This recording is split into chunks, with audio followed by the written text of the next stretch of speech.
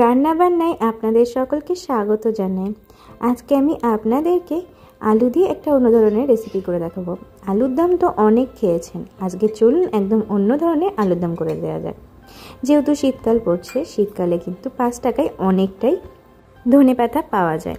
তো ধনেপাতা দিয়ে নানান ধরনের রেসিপি করা যায়। ধনেপাতা শুধু সার্ভিংয়ের জন্য না ব্যবহার করে চলুন আজকে তৈরি করি ধনেপাতা দিয়ে আলুর দম। এখানে ধনেপাতা নিয়ে নিয়েছি, তার মধ্যে দিয়েছি আমি 2 টেবিল চামচ টক দই এবং কাঁচা লঙ্কা। এটা দিয়ে বেশ ভালো করে বেটে নিচ্ছি। আপনারা চাইলে কিন্তু এখানে আদাটাও দিতে পারেন, আমি কিন্তু আদা এখানে আলাদাভাবে ব্যবহার করছি, সেই জন্য একেবারে আদার সঙ্গে বেটে নিচ্ছি না।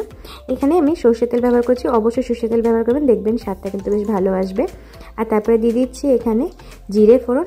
আর আমি এখানে যে আলুগুলো ব্যবহার করছি সেই আলুগুলো কিন্তু প্রায় বলতে গেলে 90% মতো সিদ্ধ করে রাখা, যাতে সিদ্ধ করে রেখে দিয়েছি যাতে রান্নাটা খুব তাড়াতাড়ি হয়ে যায়। আপনারা কিন্তু এই ছোটো ছোটো ট্রিক্সগুলো ফলো করতে পারেন, আর চাইলে মানে সিদ্ধ না করে ব্যবহার করতে পারেন। এই যে আমি এখানে আলুগুলো দিয়ে বেশ ভালো করে ভেজে নিচ্ছি। আমি তেলের মধ্যে একটু জিরে ফোড়ন দিয়ে আলুগুলো বেশ ভালো করে ভেজে নিয়েছি। তারপরে যে আলুগুলো হালকা একটু লালচে ভাব ধরে এসেছে, আমি দিয়ে দিচ্ছি এখানে আদা বাটাটা দিয়ে বেশ ভালো করে কষিয়ে নেওয়ার পরে আমি এখানে মশলা দিয়ে দিচ্ছি, যার মধ্যে রয়েছে জিরে, লঙ্কা গুঁড়ো, ধনে গুঁড়ো, লবণ আর হলুদ। এইগুলো দিয়ে বেশ ভালো করে মিশিয়ে নেব। আর আমরা যে ধনেপাতা বেটে রেখে দিয়েছিলাম, ধনেপাতা টক দই দিয়ে বাটাটা দিয়ে দিচ্ছি। এবার বেশ ভালো করে মশলার সঙ্গে কষিয়ে নেব।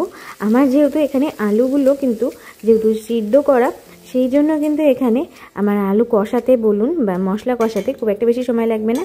আর যেহেতু এটা একটু গামাকা রাখলেই ভালো লাগে, সেই জন্য কিন্তু এটা বেশি কষানো যাবে না। আর আমি এতে এক্সট্রা করে জলও দিচ্ছি না। আপনারা যদি এখানে কাঁচা আলু ব্যবহার করে থাকেন অবশ্যই কিন্তু জলটা দেবেন, তাহলে আলুটা সিদ্ধ হতেও সময় লাগবে। এরপরে আমি এর মধ্যে যেহেতু এখানে দেখতে পাচ্ছেন মশলা কষা হয়ে গেছে এবং আলুটা যেহেতু সিদ্ধই রয়েছে, আমি যে এরপরে এখানে দিয়ে দিচ্ছি স্বাদ অনুযায়ী একটুখানি চিনি আর গরম মশলা গুঁড়ো দিয়ে আমি এটাকে পরিবেশন করে দেব। খুব সহজ একটা রেসিপি। আপনারা যদি আলু সিদ্ধ করে ব্যবহার করেন তবে কিন্তু 2 থেকে 3 মিনিটের মধ্যে এই রেসিপিটা তৈরি হয়ে যাবে।